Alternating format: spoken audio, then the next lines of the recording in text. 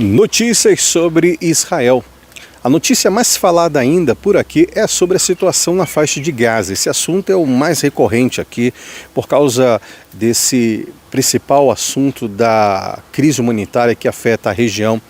Mas antes de mais nada, vamos tentar entender um pouco sobre isso. Eu quero começar hoje, antes de falar sobre as notícias aqui de Israel, sobre a importância da fonte de notícias que você consome. Muitas notícias e informações sobre Israel rodam o mundo afora. Algumas notícias são dadas com a essência partidária. Alguns meios de comunicação, jornalistas, dão notícia com uma visão partidária de esquerda, às vezes de direita. Um vai querer defender Israel, impregnando a notícia do lado ideológico de direita, do viés conservador, nacionalista, sionista. Outro vai querer massacrar o Estado de Israel, trazendo notícias com viés de ideologia de esquerda, muitas vezes sendo inimigo de Israel, antidireita, antidemocrático, antisionista e etc. São muitas as ideologias hoje em dia. O mais importante de tudo, nesta era da informação e desta guerra de narrativas e de muita fake news, é você filtrar e comparar a realidade dos fatos, pois contra fatos não há argumentos. Eu, como correspondente internacional, trabalho para trazer e levar até você notícias reais de forma imparcial, sem partido, sem ideologia, sem ser a favor ou contra o Estado de Israel, sem ser pró-Palestina ou anti-Palestina. O meu trabalho aqui é trazer a informação de verdade, notícia imparcial da realidade dos fatos, doa a quem doer. Aqui você vai ter o relato de quem vive aqui, uma verdadeira testemunha ocular dos fatos, alguém que vive e convive com árabes, palestinos, muçulmanos, cristãos, judeus, israelenses, drusos e tantos outros que aqui vivem. Aqui você vai ter a notícia de quem tem conhecimento de causa, alguém que tem propriedade no falar, porque eu vivo aqui e mais do que ninguém eu sei como é a vida de verdade aqui. Aqui você vai ter notícias de quem vive a realidade de Israel e do Oriente Médio, que não é tão fácil assim. Alguém que vive sobre as mesmas emoções e experiências do conflito no Oriente Médio, que dura milênios e que está longe de ser entendido de forma ignorante e simplória por narradores que vivem a milhões de quilômetros de distância daqui e que insistem em replicar notícias vazias, cheias de falsas narrativas e que só procuram obter audiência através de um sensacionalismo barato. Eu vivo aqui, eu moro aqui, eu tomo a mesma água, eu como a mesma comida, respiro o mesmo ar, sinto o mesmo medo e esperança de todos aqueles que aqui vivem. Sou eu quem corre para um bunker no meio da madrugada com meus filhos pequenos na hora do perigo eminente de míssil atentando contra as nossas vidas. Sou eu quem ouço as explosões à distância na faixa de Gaza. Sou eu quem me relaciono e sei os medos e a esperança também de quem mora aqui. Sejam eles, como eu disse, árabes, palestinos, muçulmanos, cristãos, israelenses ou judeus.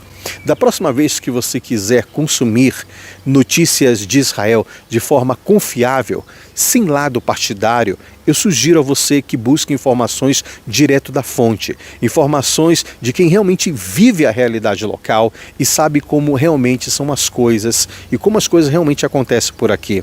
E não acredite em narrativas enganosas, cheias de ideologias manipuladoras de quem está atrás de uma mesa no conforto do seu lar ou do seu escritório, longe da guerra, e que está livre para escrever narrativas fantasiosas igualadas ao mágico de Oz.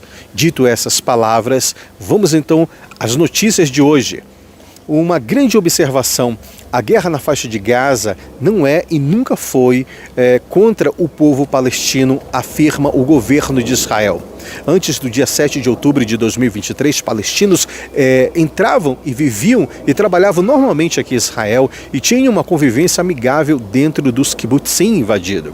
Israel cansa em dizer que a destruição e a escalada na guerra na faixa de Gaza não visa a destruição e o massacre do povo palestino, e que a guerra foi provocada pelo grupo terrorista Hamas, quando ele invadiu Israel em 7 de outubro de 2023, ele sim, massacrando, assassinando assassinando indiscriminadamente civis israelenses, entre eles bebês, crianças, mulheres, idosos, além de jovens como na festa supernova e militares.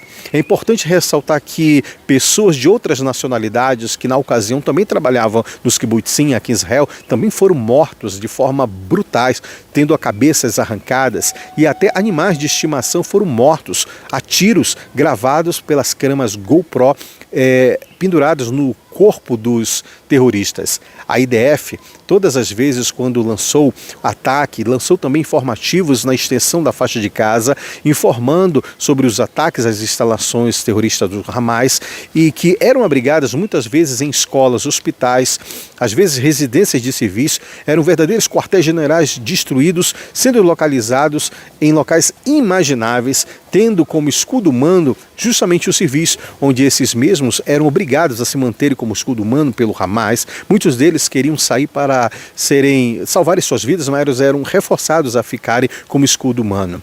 Hoje a IDF avança sobre a faixa de Gaza com o intuito de derrotar o grupo terrorista Hamas, que domina a região, e dar dignidade novamente ao povo palestino.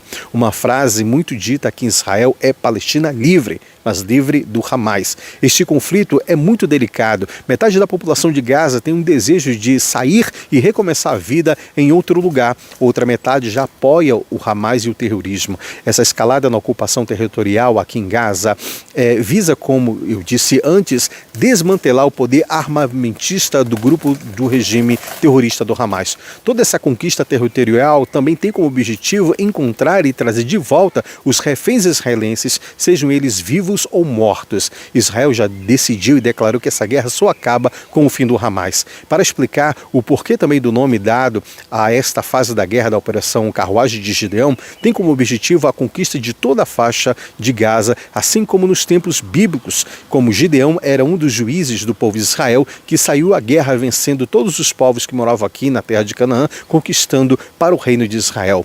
O bloqueio de ajuda humanitária em Gaza visava não matar de fome os civis palestinos, mas sim pressionar, encurralando o Hamas a libertar os reféns, limitando na realidade a água potável, comida, energia na região.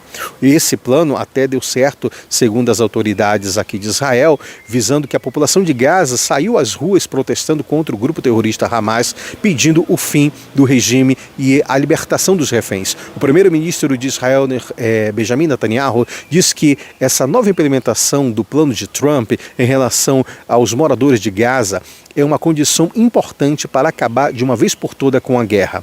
Ontem mesmo, 3 foguetes foram disparados no norte de Gaza para Israel. Serem soaram as comunidades próximas da fronteira, mas os foguetes acabaram caindo dentro da própria faixa de Gaza. Isso mostra mais uma vez que o grupo terrorista Hamas ainda guarda um forte poder bélico escondido sobre os escombros na região.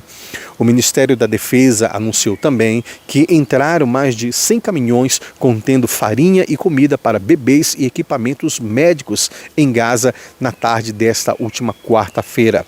E para finalizar, uma curiosidade. Com a falta de alistamento do Exército de Defesa de Israel por parte de alguns judeus religiosos ortodoxos, a IDF recorreu ao alistamento da força feminina. 1 em cada 5 combatentes agora são mulheres. As mulheres representam 20,9% da força crescente de combate na frente desta guerra, e muitas delas são mulheres religiosas. Esse é o poder feminino das mulheres aqui em Israel, prontas para defender a sua terra e a existência do Estado judeu.